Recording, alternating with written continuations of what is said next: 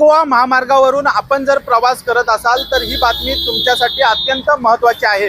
कारण मुंबई गोवा महामार्गावर पहिला टोल नाका जो आहे तो आजपासून सुरू झालेला आहे। सध्याची ही दृश्य पाहता ही दृश्य आहेत पेन नजदीक असणाऱ्या खाडपाड्या या ठिकाणी आजपासून जो आहे तो टोल वसुलीला जे आहे ते प्रशासनाकडून सुरुवात करण्यात आलेली आहे। एकंदरीत पाहायला गेलो तर गेल्या अनेक वर्षापासून मुंबई गोवा महामार्गाचं काम जे आहे ते रखडलेलं आहे आणि त्यामुळे अनेक अपघात होत आहेत। त्याचबरोबर मानगाव असेल इंदापूर असेल इथं प्रचंड वाहतूक कोंडी होत आहे आणि त्यामुळे अनेक त्रास जो आहे ते पर्यटक असतील स्थानिक प्रवासी असतील यांना सहन करावा लागत आहे। आणि त्यामध्ये मुंबई गोवा महामार्ग अर्धवट स्थितीत असताना हा टोल नाका सुरू करण्याची घाई जी आहे ते प्रशासनाकडून करण्यात आलेली आहे। एवढीच घाई जर मुंबई गोवा महामार्ग पूर्ण करण्यासाठी दाखवली असती तर कदाचित मुंबई गोवा महामार्ग पूर्ण झाला असता।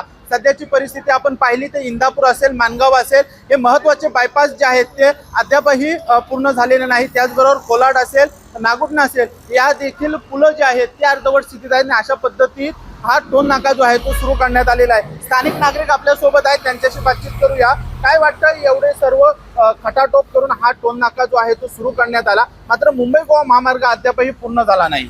खरं तर हा टोल एवढ्या घाईमध्ये का सुरू झाला याचं महत्त्वाचं कारण आम्हाला कळलं नाही। कारण अजूनपर्यंत रस्त्यांची कामं अपूर्ण आहेत।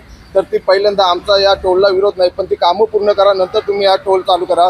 दुसरा अतिशय महत्त्वाचा मुद्दा असा आहे की या टोल नाक्यावर या ग्रामपंचायतीतील स्थानिक भूमिपत्र यांना पहिलं रोजगार उपलब्ध करून द्यावा ही खास करून या ठिकाणी मागणी आहे।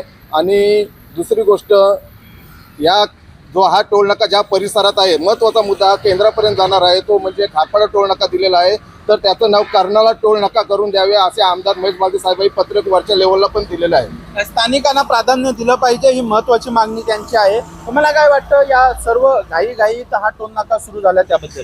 तर त्याच्याबद्दल आता जोशी साहेबांना तेच माझंही म्हणणं आहे की हा टोल नाका सुरू होत असताना इथल्या स्थानिक लोकांना इथे कामधंदा मिळायला पाहिजे हेच आमचा हेतू आहे। आणि राहिलं प्रश्न समजा कर्नाळा टोल नाका नावाचं तिथे आम्ही आमदार साहेबांशी बोलून त्याचं पत्रव्यवहार चालू आहे, ती पुढे प्रोसेस होणार आहे। पण आम्हाला विकासाला काय आमचा विरोध नाही। आपण पाहिलं तर स्थानिकांना या ठिकाणी प्राधान्य दिलं पाहिजे, मात्र अर्धवट स्थितीत असणारी कामं पूर्ण झाली नाही आणि त्यामध्ये हा टोल नाका चालू केला आहे। त्यामुळे संतप्त नागरिकांची ही प्रतिक्रिया आपण ऐकली आणि नाराजी देखील या ठिकाणी व्यक्त करताना दिसत आहेत। अजेश नाटकर, जय महाराष्ट्र न्यूज, रायगड।